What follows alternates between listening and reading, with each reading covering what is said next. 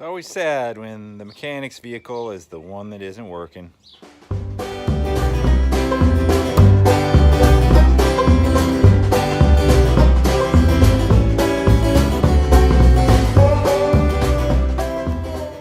Hello my friends, and welcome to Tom's Tinkering and Adventures. I've been working on a lot of lawn equipment, helping other people out. And here behind me, my little lawnmower is broken. And I've been just dealing with it instead of fixing it. In the meantime, I'm fixing everyone else's stuff. So I need to set my priorities straight and take care of myself here. My lawnmower is running fine. The blade needs to be sharpened.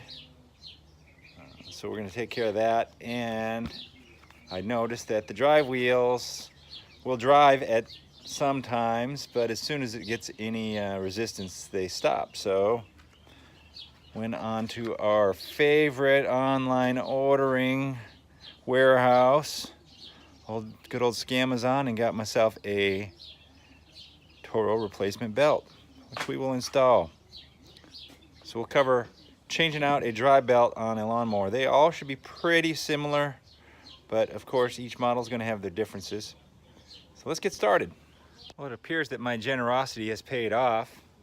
I loaned this mower to my buddy, and it looks like he put a new blade on it for me. So we're not going to worry about sharpening the blade, but we are going to get that blade off and use my awesome generic impact wrench here.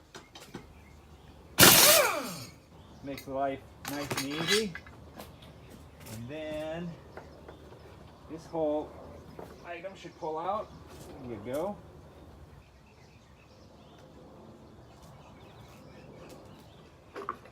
Now's a good time to clean all the grass off the bottom of this thing.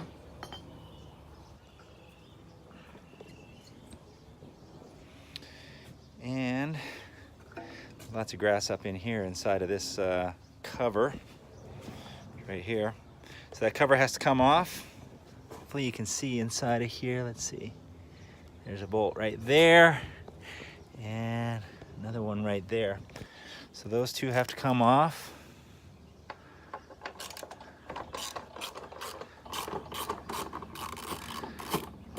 There's one. There's two.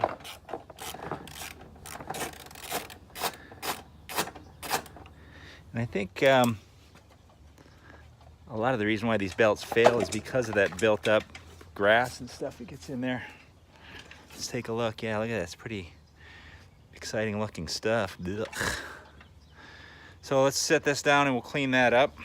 Now to get this belt out of here, it looks like we got to take this cover off. And I was looking at these screws here. I couldn't figure out what they were because they were all covered in grass and stuff. At first I thought they were Torx, but they look like they're a square drive, which I happen to have one. I have a whole bunch of different bits here, so let's see if they come out. I imagine they'll be rusted in there, and this ought to be interesting fun, but let's take a look and see.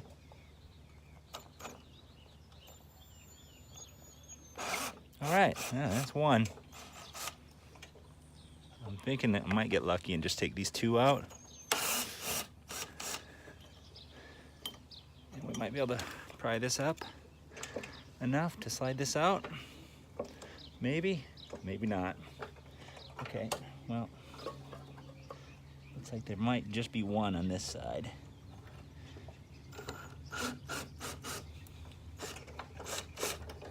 There we go.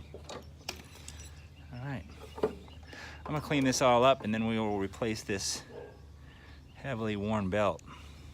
And like magic, it looks beautiful, clean. All right.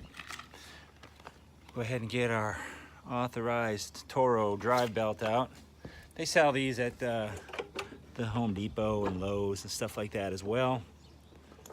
I just always forget to buy them, so that's why I ordered it online. And it looks like we'll just put these screws back in and we'll put the blade back on. I'll show you getting the blade back on. Okay, a couple things to be aware of here when you take your belt off, or even if you take your blade off and you remove this pulley and collar here. The first one to be aware of is that there is a keyway cut into there, and inside of here, I don't know how well you can see it, but it's on the bottom, there's a key molded into here. So you have to line that up on here so we know it's right about there. But we'll try our best. And you can usually feel it engage, and we did. And another thing on this one is there's a washer, kind of a spacer inside of here, and you can see that it has kind of fallen. So what I'm gonna have to do is get something to hold that up. There we go. There we go. And drive it all the way in there. And that should be that.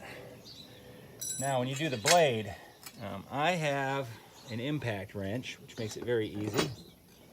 But if you don't have an impact wrench, what you're gonna have to do is find a way to hold this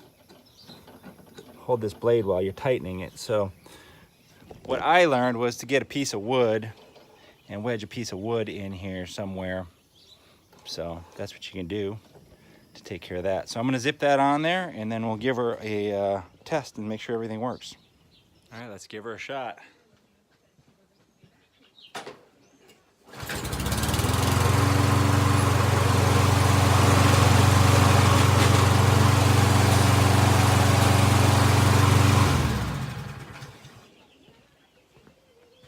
Excellent.